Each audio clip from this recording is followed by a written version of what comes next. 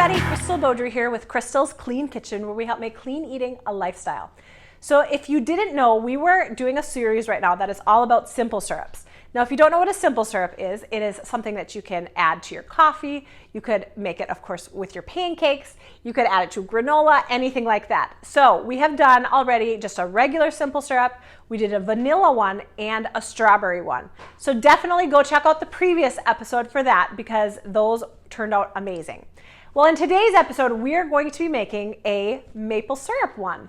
This is super, it tastes delicious. It tastes exactly like a keto maple syrup. Obviously not like the real maple syrup. It's a little different than that, but it still has some great maple flavoring in it. And it's still sweet, and you guys, you're going to love it. So stay tuned. Thank you guys so much for watching, and don't forget to hit that like button because it's gonna allow this video to go to more people. Okay, check it out.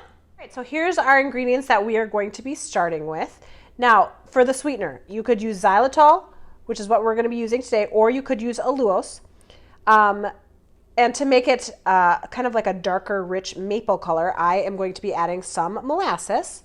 Now, you could also use a keto-approved brown sugar, like Swerve has a brown sugar you could use.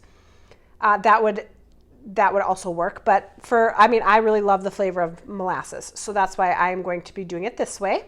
So we're doing a half a cup of the xylitol. We're doing 1 teaspoon of the molasses. We're doing 3/4 of a cup of some water. Now I got this maple extract.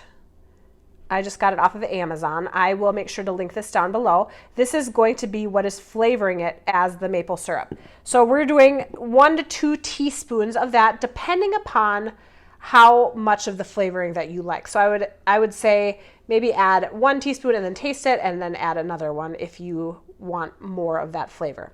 For vanilla, we're going to be doing just a half a teaspoon of vanilla. And okay, so with maple syrup, right? Butter is just what makes it, I think. So of course I'm using some really good Kerrygold butter.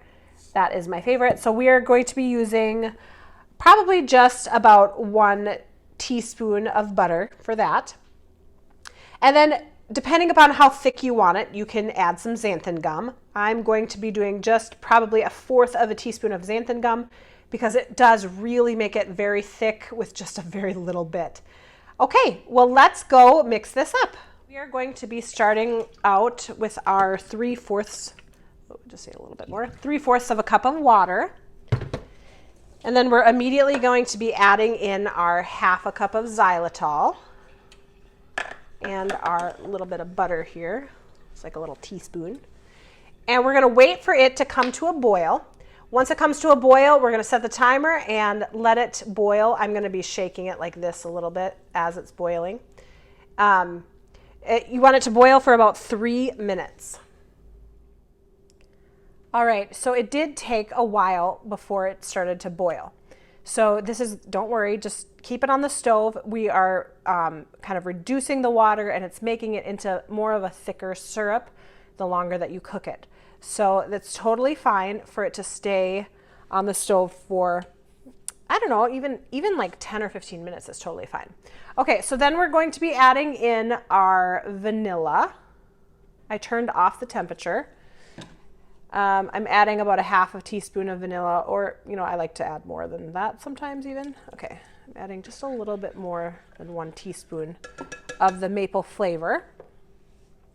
And then I'm gonna taste it and see how that is later on. I'm adding 1 teaspoon of backstrap molasses. Just gonna be mixing this around here, letting it dissolve. I'm going to add in just a little bit of some salt, just a pinch.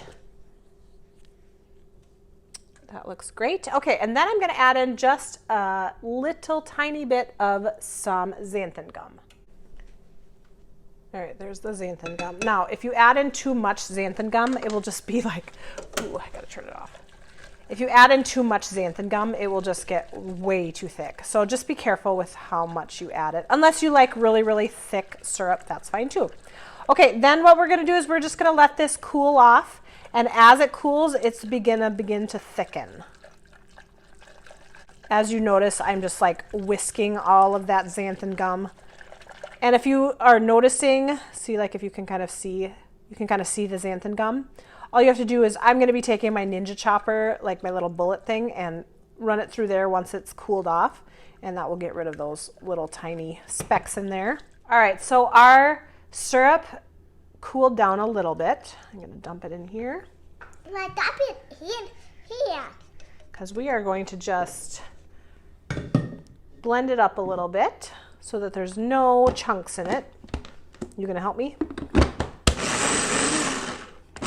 All right, so this is the perfect amount of thickness for me. But if you want it thicker than that, then just, I would say, add another little pinch of some xanthan gum. You can store this. You know, the best way to eat this on your pancakes is going to be warmed up. You can make a bigger batch if you want. You can warm it up, and it's going to be perfect. I can't wait till you try it. Here's what it looks like close up. It looks so beautiful, and it actually tastes really good.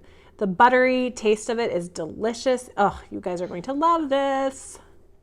All right, you guys, here it is. Okay, let's give it a taste test. Oh man, the butter in this totally makes it. It is so good. Ah, I just want to make pancakes right now.